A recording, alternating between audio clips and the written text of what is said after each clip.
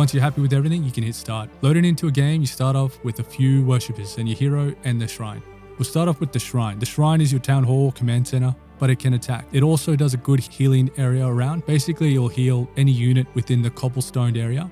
Most importantly, your worshippers are summoned from your shrine, but we'll get into that in more detail soon. Another thing to note about your shrine, in order to advance units and technology, you will have to purchase an upgrade called idols, and this will give you access to the blessings of the minor gods, which are 6 idols that appear around your shrine. The addition of the idols is symbolic and allows you to know that your enemy has purchased the upgrade as well if you see their shrine. But it also helps you in case you've forgotten. The main reason to purchase the idol upgrade is to gain access to your final tier of units and buildings. The timing of this purchase will be very critical to your strategy. Now, if you are interested, the Baltic factions, for an example, when they purchase the idols, they do actually have the minor gods and they are based off real gods. So say, for example, Baltic, they'll have Janus, Jundar, Jumis, just to name a few, but a cool little feature there.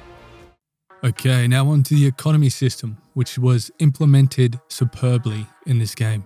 We'll start by breaking down the UI at the top of the screen in the right hand corner and explain what each symbol represents and what it's used for. Then we'll go into more details on each. Starting from left to right, at a high level, you have worshippers. These are your workers. Next to that is faith, used to train mythical units, use gold powers, and purchase upgrades. The next one is wealth, which is the coin, used for training strong human units and for upgrades. Next is wood, used for buildings and units. Food, used for training units. And lastly, there's housing, which increases your population limit for both worshippers and military units. Now, looking closer at worshippers. You're not able to build worshippers. They're summoned, or you could say spawned, from your shrine, but a small number of worshippers can be freed by killing certain creeps around the map.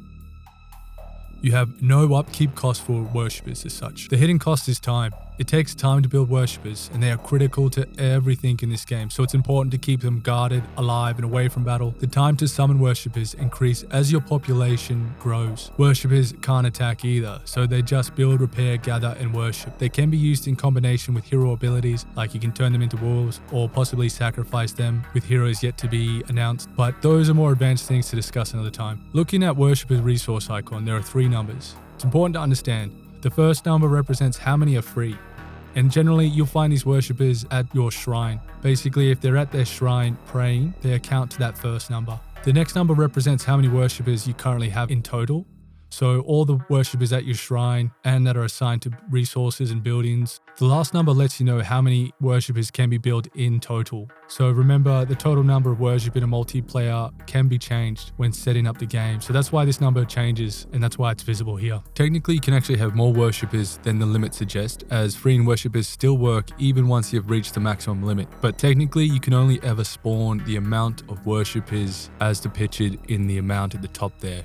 Looking closer at the spawn time factor for worshippers. The amount of free unused housing is what actually dictates the spawn rate for worshippers. So say if you have a lot of military units and or worshippers, the spawn time will be very slow or long. If you have next to no units, lots of housing space, and not many worshippers, then the spawn time will be much faster, a lot less time. It's like this to help the underdog or to give a way to come back. Let's say after a brutal battle, you may be able to get ahead by being able to spawn more workers faster and get back into the game earlier.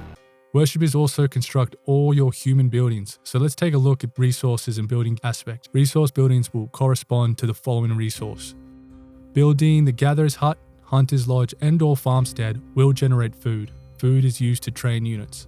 The forestry will gather wood for the constructions of buildings and training units. Building a jeweler will mine copper, silver, and gold and generate wealth. There are other means to generate wealth alongside jewelers, which we'll cover later. However, the first thing you'll notice when you go to place down resource building is a circle appears around while you're in the placement stage. Simply put, the rule is you can only have 1 resource building per resource site or area. As an example, I want to build a Gatherer's Hut. The first rule is, Gatherer's Hut has to be built close to the berries. More precisely, the berries must be within that circle.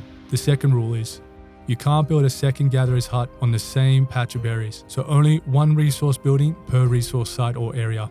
In order to build that second Gatherer's Hut, I'll have to find another berry site and place it there. Now the same rule goes for your forestry building. It has a much bigger radius, but the same rule applies. But the placement is not as strict as the Gatherer's Hut. Again, the same rule applies for the Hunter's Lodge and the Jeweler, only 1 building per resource spot. However, Hunter's Lodge has to be built near a group of deer, which will generate more food than berries. Meanwhile, a jeweler will be built next to ore deposits, there are copper, silver, and gold deposits, and they also have different amounts. Copper provides 3 wealth, silver 4, and gold 5, but usually silver and gold will be found in more treacherous places. The resource placement rule does not apply to farmsteads. Farmsteads are unlocked by upgrading your shrine and can be placed like normal buildings. They have no resource dependency and generate food and can be built again anywhere. Lastly, housing. Housing increases your population limit for both worshippers and military units. Worshippers will be counted towards your housing space, shown here. So the housing counts worshippers and units all the same. In this example, you can only have 44 worshippers in total, which means you can build 96 units for battle. That's if all 44 worshippers have been spawned. What this means is you can actually delete some workers to allow for more space to build units. So technically, you could build 144 units and have no worshippers at all.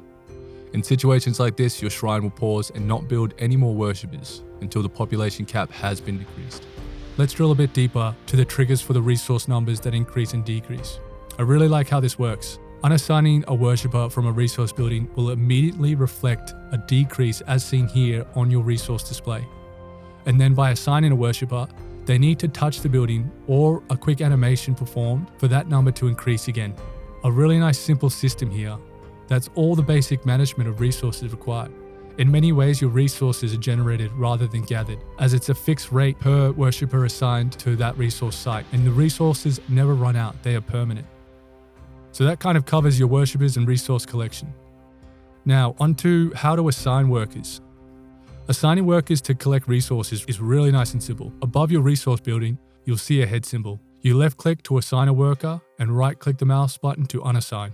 Assigned workers are displayed as green, blue means workers are on their way, and empty is no worker assigned. Assigning more worshippers to resource building will increase the amount generated.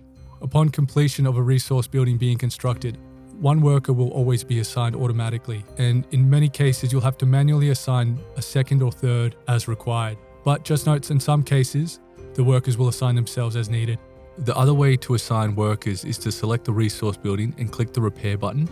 This will also assign a worker to that building to gather resources. Alternatively, you can select the worker and then click on the resource building to assign them manually. Now, all resource buildings can get upgrades to increase either the slot or how much resources they generate. The upgrades can be purchased from any one of the respective resource buildings and only need to be purchased once, and it impacts all of that type of building. Okay, quick look at controlling worshippers and speed building. You can select and assign worshippers to do anything you need at any time. They're just like peons from Warcraft 3, but you need to do a lot less fussing in some cases. You can also assign multiple workers to construct a building. When you construct a building, the hammer icon represents how many workers are called to construct that building. If you press the hammer button, another worshipper, if available, will be called to construct that building. If you don't have any available, the worker number will just remain the same. You can also click and drag and select workers, say from the shrine, and then click on the building and they will speed build. So yeah, you can have basically all your worshippers building one building and speed build like crazy. Let's take a closer look at faith and how it's generated. Faith is generated from worshippers and a little bit always from your hero. The more worshippers at your shrine, the more faith you generate. You can select workers and assign them to the shrine at any time to increase faith generation. Faith is critical and can be challenging to balance between all your worshippers' tasks. Faith is heavily required and needed mid to late game, as you need to get all the good upgrades, powerful units, and cast lots of abilities.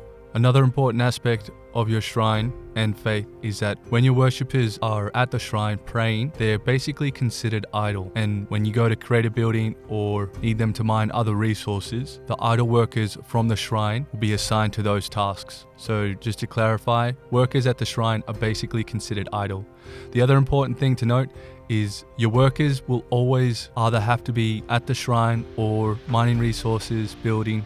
They basically can't stand still doing nothing. So for instance, if you grab all these workers and move them over here, they'll walk to that location and then they'll immediately return to the shrine. So this is one of the aspects of actually managing your worshippers, is sometimes it can be a little bit funny because they can't sit idle. So say if you want them to build multiple buildings, you have to keep a bit of a closer eye on them just in case they do try walk back to the shrine. Just something to be mindful of.